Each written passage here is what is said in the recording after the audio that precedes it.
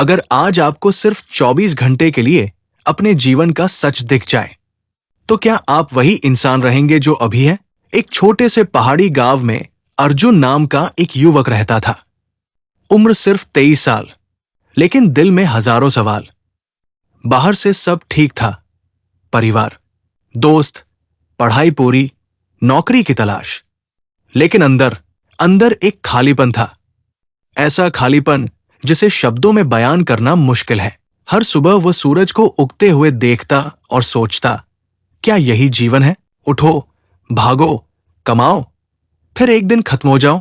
उसे लगता था जैसे वह किसी अदृश्य दौड़ में फंस गया है। समाज की दौड़, तुलना की दौड़, उम्मीदों की दौड़। एक दिन गांव के पास बहती नदी के किनारे वो बैठा था। मन बहुत भारी था। उसने आकाश की ओर देखा और धीरे से कहा, अगर ऊपर कोई है तो मुझे रास्ता दिखाओ। मैं थक गया हूं। हवा हल्की सी चली, पानी में हलचल हुई, और तभी पीछे से एक आवाज आई, रास्ता बाहर नहीं, अंदर होता है। अर्जुन मुड़ा। वहां एक वृद्ध साधु खड़े थे। साधारण वस्त्र, शांत आंखें, लेकिन चेहरे पर ऐसा तेज जैसे वे सब जान रहे हों। आप कौन हैं? अर्जुन ने पूछा। मैं वही हूं जिसे तुम ढूंढ रहे हो। और वही नहीं भी, साधु मुस्कुराए। उन्होंने अर्जुन को पास बैठने को कहा। तुम्हारी सबसे बड़ी समस्या क्या है? अर्जुन ने बिना सोचे जवाब दिया, मैं खुश नहीं हूं। साधु ने पूछा, क्या तुम्हारे पास खाना है? हां। परिवार? हां।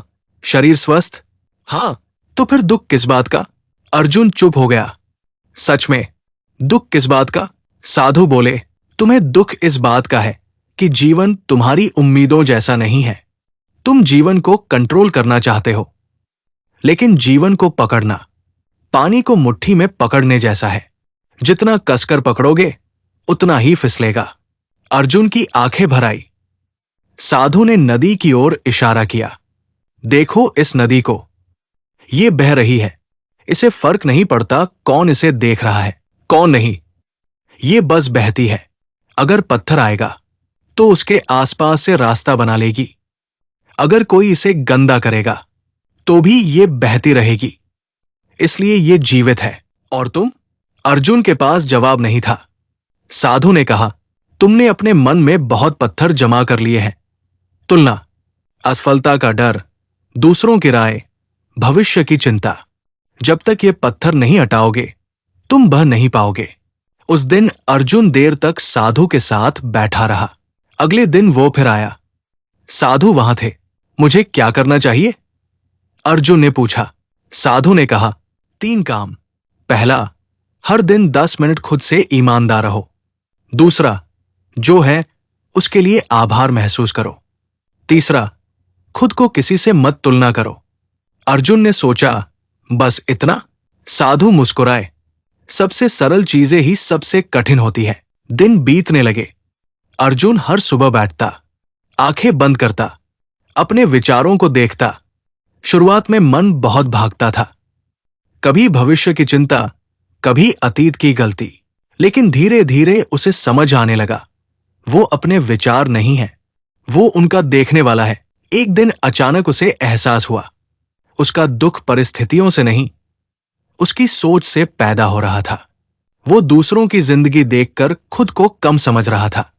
वो भविष्य को लेकर इतना डरा हुआ था कि वर्तमान जी ही नहीं पा रहा था। धीरे धीरे उसने बदलाव शुरू किया।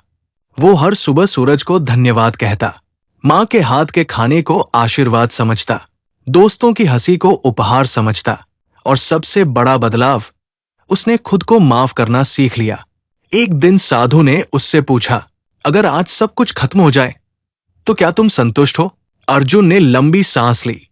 पहली बार उसने दिल से कहा, हां। साधु मुस्कुराए। अब तुम मुक्त हो, लेकिन मेरी नौकरी, मेरा भविष्य? अर्जुन ने पूछा। वो सब आएगा, लेकिन अब तुम उनके गुलाम नहीं हो। तुम जीवन को पकड़ने की कोशिश नहीं कर रहे, तुम बह रहे हो। कुछ महीनों बाद अर्जुन को नौकरी मिल गई, लेकिन फर्क यह था, अब वो नौकरी उसकी पहचान नहीं थी। अब सफलता उसका अहंकार नहीं थी। अब असफलता उसका डर नहीं थी। वो जान गया था, जीवन एक यात्रा है, मंजिल नहीं, और सच्ची आजादी बाहर की परिस्थितियों से नहीं, अंदर की शांति से मिलती है। कई साल बाद जब लोग अर्जुन से पूछते, तुम इतने शांत कैसे रहते हो, वो मुस्कुराकर कहता, मैंने बहना सीख लिया। और एक दिन वो नदी के किनारे गया। वहां कोई साधु नहीं थे, शायद वे कभी थे ही नहीं। शायद वो आवाज उसके अंदर से आई थी। शायद हर इंसान के अंदर एक साधु होता है जो तब बोलता है जब हम सच में सुनने को तैयार होते हैं। उस दिन अर्जुन ने आंखें बंद की। हवा चली, पानी बहा, दिल शांत हुआ, और उसने महसूस किया वो कभी बंधा हुआ था ही नहीं। बंधन सिर्फ उसके मन में थे। जब सोच बदलती है, जीवन बदलता है। जब स्वीकार आता है, शांति आती है। जब तुलना खत्म होती है, स्वतंत्रता जन्म लेती है। और जब इंसान खुद से मिल जाता है तो उसे दुनिया जीतने की जरूरत नहीं रहती, वो पहले ही मुक्त हो चुका होता है। संदेश: जीवन को कंट्रोल मत करो, उसे अनुभव करो। अपने विचारों के गुलाम मत बनो, उन्हें देखो और जाने दो। सच्ची आजादी बाहर नहीं, भीतर है। अगर ये कहानी आपके दिल को छू गई हो, अगर आपने भी अपने अंदर के बंधन को महसूस किया हो, तो चैनल को सब्सक्राइब जरूर करें। यहां हर कहानी सिर्फ सुनने के लिए नहीं, जीने और बदलने के लिए होती है। अगली कहानी शायद आपकी जिंदगी बदल दे।